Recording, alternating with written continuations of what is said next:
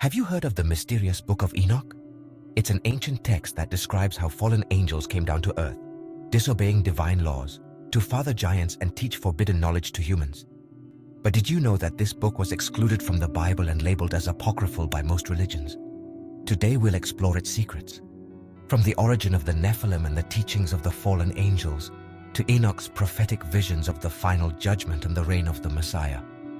We'll also discover why only the Ethiopian and Eritrean Orthodox churches consider it a sacred text, while the rest of the world has left it forgotten. If you think you know everything about the Bible, get ready to dive into a story that's not often told. The Book of Enoch is not just one book, but a collection of writings gathered over several centuries, probably between the 3rd century BC and the 1st century AD. Although it's attributed to Enoch, a character from Genesis, it wasn't actually written by him. Its authorship remains a mystery, but it's believed to have been written by Jewish scholars belonging to either the Pharisees or Essenes, who used Enoch's name to give it prestige.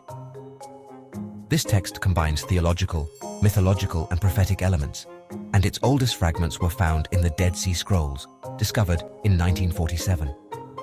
Although the most complete version is preserved in Ge'ez, the liturgical language of the Ethiopian Orthodox Church, the Book of Enoch also existed in Hebrew, Greek, Latin, and Aramaic. But who was this Enoch we're talking about? According to Genesis, Enoch was a righteous man who walked with God and disappeared because God took him. This enigmatic passage has led many to believe that Enoch was taken directly to heaven without experiencing death. In the New Testament, in the Epistle of Jude, Enoch is also mentioned as a prophet who spoke of the final judgment. So if the Book of Enoch seemed so closely related to the Bible, why was it left out? The most intriguing part of the Book of Enoch is undoubtedly the story of the Watchers, a group of 200 angels who disobeyed divine laws. Led by Semyasa and Azazel, these angels were overcome by their desire for human women and descended to earth to take wives and father children with them. The result of these unions were the Nephilim, giants of immense strength and size who are briefly mentioned in Genesis. But in the Book of Enoch, their story is developed much further.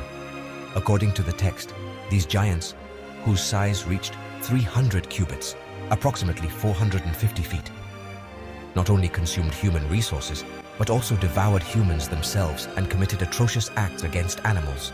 The Watchers, for their part, not only fathered the Nephilim, but also taught humans forbidden knowledge. Azazel, for example, showed them how to make weapons, work with metals, and adorn themselves with jewelry. Other angels taught astrology, enchantments, and the use of dyes and cosmetics. All of this led to widespread corruption on earth, which angered God. The archangels Michael, Uriel, Raphael, and Gabriel raised their prayers to God, asking him to intervene and save humanity from total destruction. God's response was swift. The Book of Enoch describes how the Creator entrusted specific missions to each of the archangels. Uriel was to warn Noah about the impending flood and teach him how to build the ark to preserve his lineage. Raphael was given the task of punishing Azazel, binding him hand and foot, and casting him into a pit of darkness until the day of final judgment. Gabriel was sent to destroy the Nephilim, turning them against each other until their complete annihilation. Michael was to chain the Watchers and seal them in the depths of the earth for 70 generations until they were judged and cast into eternal fire. The Great Flood, which appears in both Genesis and the Book of Enoch, is presented as a necessary act to cleanse the earth of the corruption caused by the Watchers and the Nephilim. However, in the Book of Enoch, this event is not only a punishment for humans, but also for the fallen angels. In addition to his apocalyptic visions, Enoch receives revelations about the movement of celestial bodies and the structure of the universe. In the astronomical book, for example, a solar calendar of 364 days is described, very different from the lunar calendar used by the Jews at the time. Here, Enoch describes his visions of the final judgment and the figure of the Son of Man, a pre-existing being who will sit on the throne of glory to judge the living and the dead. This Son of Man is called Righteous, Chosen One, and Messiah, which has led many to interpret it as a reference to Jesus Christ. However, others believe that it refers to Enoch himself, who, according to some traditions, was transformed into the angel Metatron after being taken up to heaven.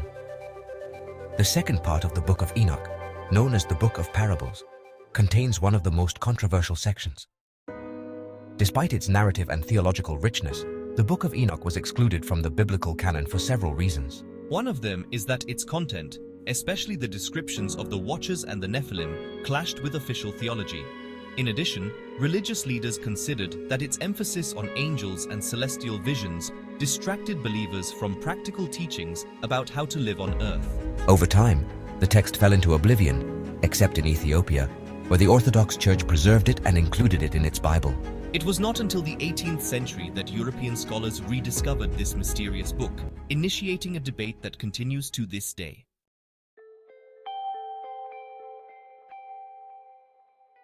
The Book of Enoch raises questions that go beyond religion.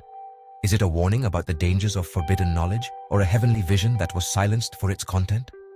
Why was it so influential for the early Christians, and then relegated to oblivion?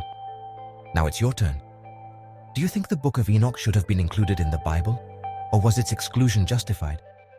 We'd love to read your opinions in the comments.